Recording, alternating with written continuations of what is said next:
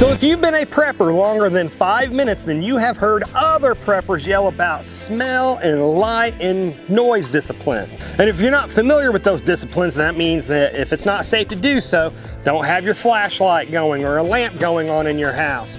Don't have a campfire going. Don't let other people smell your food cooking. Don't be operating loud tools or anything like that that's going to attract the attention or attract bad guys to your location. However, while a lot of other preppers talk about light and noise and smell disciplines, you rarely ever hear people talk about litter or trash discipline. And don't click off the video saying, hey, this is stupid. This is really almost just as important as those other disciplines, and let me explain why. But first, really fast, for new viewers, welcome to my channel, and also my bug out location here. This channel is all about prepping and self-defense, so if you like information that you don't normally hear through the lamestream media, then please consider subscribing to this channel. Also hit that thumbs up and the like button.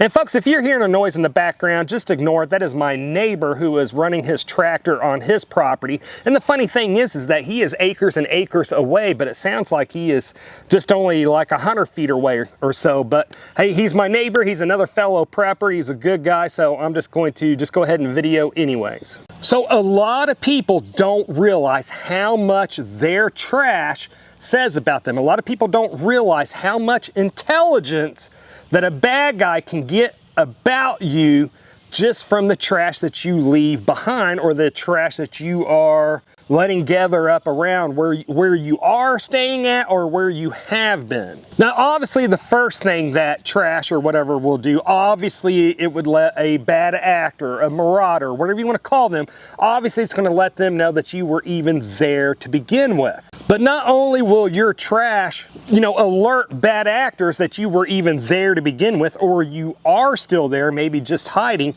but also your trash can also let bad actors know how many people are, approximately how many people are in your group. They're going to be able to tell if it's just you, or if there's multiple people, or a whole bunch of people in your group, again, by the amount of trash that you leave behind, or the amount of trash even that you produce.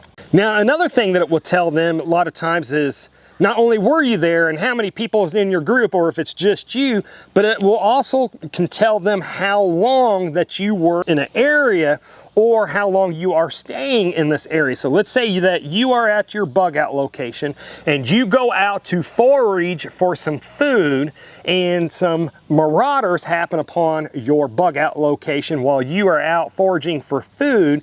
With the trash that's at your bug out location, they'll be able to say, well, they've probably been here for X amount of weeks, and there's X amount of people, or hey, he or she is by themselves and has been here for 2 or 3 weeks, etc. Hey, and then also too, it will tell them what kind of supplies that you have, even if you have your supplies hidden, if your trash is not hidden. So you just have to think about this. Again, you went out to forage for some food, some marauders or some bad actors or whoever wander across your bug out location, and they see all this information. They say, hey, he's by himself, or oh, there's only 3 of them. It looks like they've been here for a couple of weeks. Some of this trash is fairly fresh, some of it's crusted up or faded or what have you. And hey, look at all these supplies. They must have supplies hidden somewhere else. Maybe this would be a good opportunity for us to set off and watch this place for when they come back, and then we can watch them when they go to get their hidden supplies. Then we can kill them and take what they have, etc. So just keep things like that in mind. When you finish that little pouch of Mountain House food, don't throw the empty package down.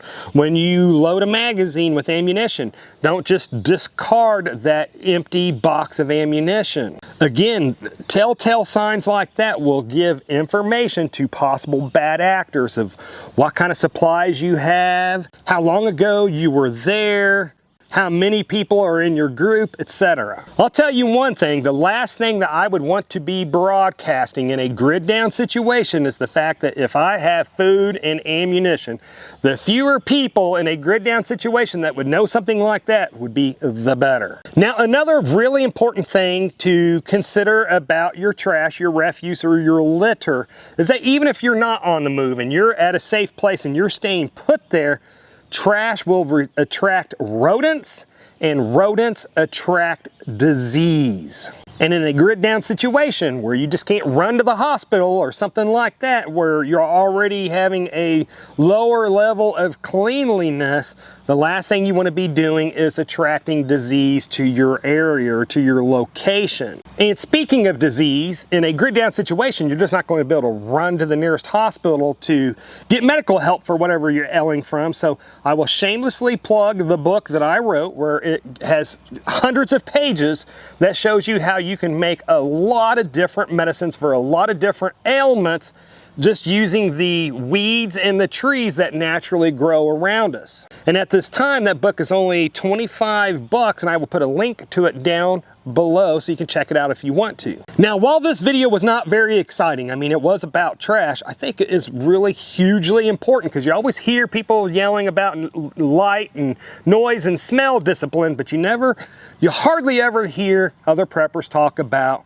litter or trash discipline and how much intelligence and information that possible bad actors can gather on you by the trash that you leave behind as you are bugging out and moving through, or while you are at your safe place. And by the way, if you are watching this video on YouTube, you should come over to Rumble to watch your favorite videos that deal with this type of subject. Rumble does not have the woke agenda like YouTube does, so go over to rumble.com and just type ethical preparedness in the search bar. So what else does your trash tell about you that maybe I missed? Comment down below with whatever I missed, so that way we all learn from each other. And if you would like to learn how you can make your own type 2 diabetes medicine, or high blood pressure medicine, or headache medicine in a grid down situation when you can't go to the hospital or go to the pharmacy, then click on the video that should be appearing on the screen just about now so you can see a bunch of different videos that show you how to make those types of medicines.